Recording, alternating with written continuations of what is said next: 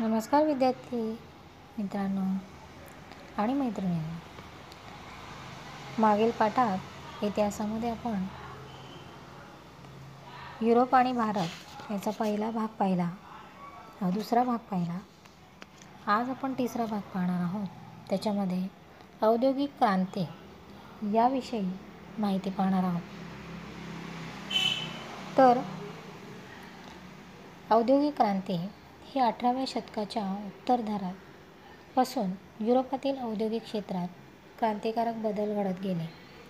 बाष्पशक्तीवर चालणाऱ्या यंत्रांच्या साहाय्याने उत्पादन होऊ लागले. छोट्या घरगुती उद्योगधंद्यांची जागा मोठ्या कारखानदारांनी घेतली आणि हातमागाऐवजी यंत्रमागाचा वापर सुरू झाला.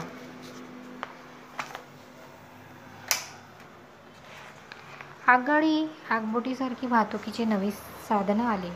यंत्रयुग अवतरले आणि यालाच काय म्हणायचं तर औद्योगिक क्रांती.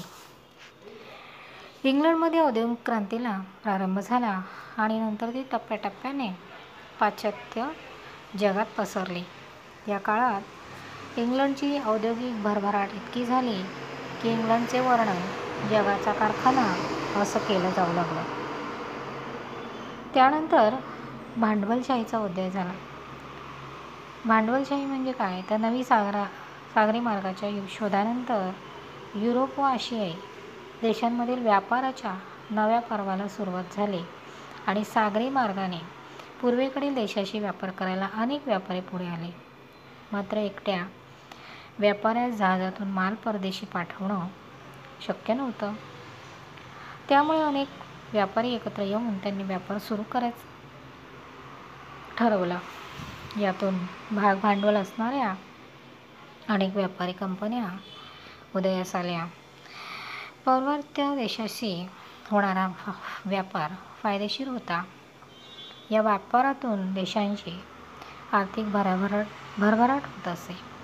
त्यामुळे युरोपातील राज्यकर्ते व्यापारी कंपन्यांना लष्करी संरक्षण व व्यापारी सवलती देऊ लागले.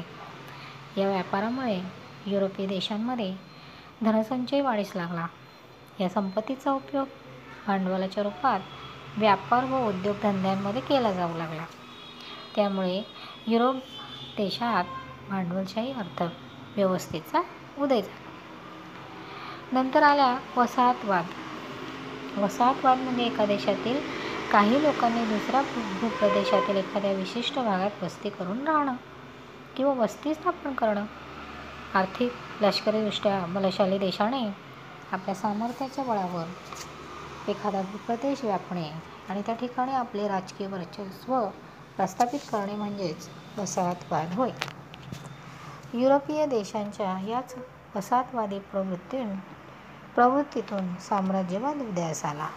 साम्राज्यवाद विकसित राष्ट्राने अविकसित राष्ट्रावर आपले सर्वांगीण वर्चस्व प्रस्थापित करणं व अनेक वसाहती स्थापन करणं म्हणजेच साम्राज्यवाद. आशिया आणि आफ्रिका खंडातील अनेक राष्ट्र युरोपीय राष्ट्राच्या या साम्राज्यवादी महत्त्वाकांक्षेला बळी पडले. त्यानंतर आलं ब्रिटिश ईस्ट इंडिया कंपनीचा भारतातील साम्राज्यवाद. म्हणजे भारतात ते आल्यानंतर त्यांचा साम्राज्यवाद कसा झाला. भारतात व्यापारी मक्तेदारी मिळवण्यासाठी त्यांनी युरोपीय सत्तांमध्ये अटीतटीची स्पर्धा होती. इसवी सन 1600 मध्ये इंग्रजांनी भारतात व्यापार करण्यासाठी ब्रिटिश ईस्ट इंडिया कंपनीची स्थापना केली होती. या कंपनीने जहांगीर बादशाहकडून परवानगी मिळवून सुरत येथे वखार स्थापन केले. या कंपनीमार्फत भारताचा इंग्लंडशी व्यापार चालत असे.